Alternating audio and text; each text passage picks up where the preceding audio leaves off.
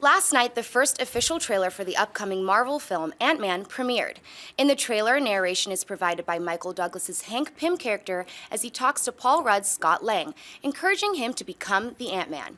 Ant-Man hits AMC Theatres on July 17th, 2015. John, what did you think of the first trailer? Like, it's okay. It's okay. I watched it last night for the first time, and I was don't like it. I watched it, me and Mark watched it again this morning, and I liked it a little bit more, but that brought it up from meh to meh. I really did. There are a couple things I'll say that I liked about the trailer. I love the last line about, is it too late to change the name? Right. Because Ant-Man is a stupid name. Yeah. And I love when a movie's self-aware enough that they can kind of address that. Say, yeah, we know this is a dumb name, go with it. The other thing I really liked is that there was no reference to anything else in the Marvel Universe in the trailer.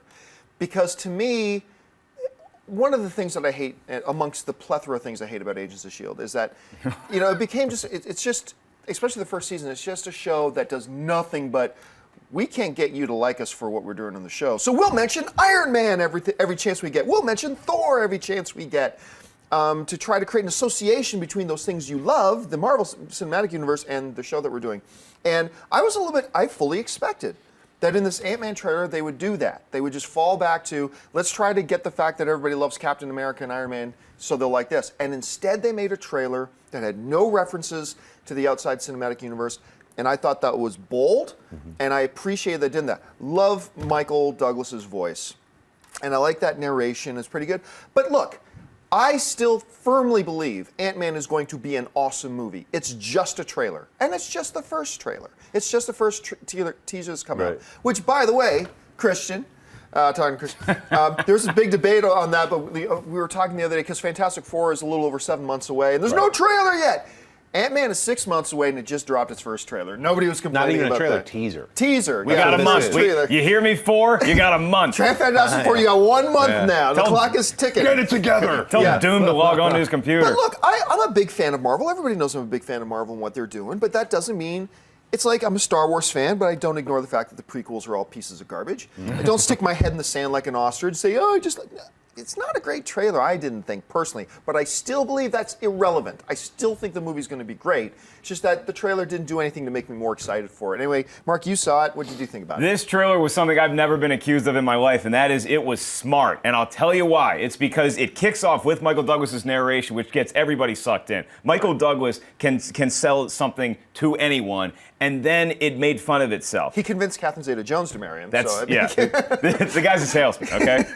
He was able to get me involved in this universe, which I didn't really care about that much. I mean, obviously, because of everything Marvel's done, I'm excited about Ant-Man now. But what this trailer does is it shows the rest of the world that, hey, we know, like you said, the name's kind of silly. Just Ant-Man just doesn't sound as cool as Spider-Man. So we got to make fun of that a little bit. We have to be a little self-aware. And the little hints you got for people who are really into this universe, seeing Corey Stoll walking into some futuristic-looking room, very ominous. That was neat. These shots of Evangeline Lilly were really intriguing to me because it's like, who is she? I couldn't even tell if that was Evangeline Lilly or not. Those shots were so fast. But that's what I love about this is that, again, I love teaser trailers. They're my favorite of all the trailers because that's all they do is they tease you and consider me teased. Yeah. Schnepp?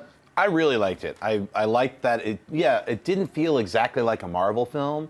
It felt like a thriller or like some kind of a spy film. Like this guy's getting out of prison, he's getting like wrapped into some secret covert ops as this dude who can shrink down. And yeah, the Ant-Man sounds a lot lamer than the Batman, but I like the way Michael Douglas says, I want you to, carry on as the Ant-Man. He says the Ant-Man, which I thought was very interesting. This is basically like a glorified Marvel premiere number 48, which was the Scott Lang's first appearance as Ant-Man. So it really felt like, to me, very true to the comic book origins. And I think it's a great setup. So for me, it made me excited to see the full trailer where we'll actually see Yellow Jacket. We'll see a lot of some of the bigger set pieces, which they did not show. As far as I'm concerned, it's like somebody opening a vault and you see some, You didn't really see that. It felt like a very small movie. And you got to see Paul Rudd in costume as Ant-Man, but Yeah. you never got to see him deliver a line. So that's going to be Right. very intriguing to me as well. What happens to Ant-Man when he's actually wearing the suit? Does he become this different dude? Who's Helium. Yeah, he's like, what, is that what it is? The secret? There's a design choice there too that I liked, and because when he wears the Ant-Man helmet, I didn't know if they would go with the don't see the hero's face and they black. I like that the fact that there was transparency, you could see his eyes. Right. I like the fact, which is kind of weird because in Dread I love that you can never see Carl Urban's eyes, but in this I really want us to see Paul Rudd's eyes. I like that. I thought the visual device they used of him shrinking looked pretty cool. You could have done something very, very hokey and cheesy with flashes of Wonder Woman light. Whoosh, and now he's small, but I like the way that it kind of looked. You could have I Rick Moranis back there with like a little looking bazooka and just aiming it at him. It would have been neat. It would have been different. It would have been a choice. Hey, It's a crossover They universe. can still add that. It's not too late. Hey everyone, if you like this video, click that thumbs up button and make sure to subscribe to our AMC Movie News YouTube channel. It's free and helps you stay up to date with all the latest movie news, as well as our daily AMC movie talk show. Also, make sure that you follow us on Facebook and Twitter to stay up to date with all of our special promotions, contests, and prize giveaways.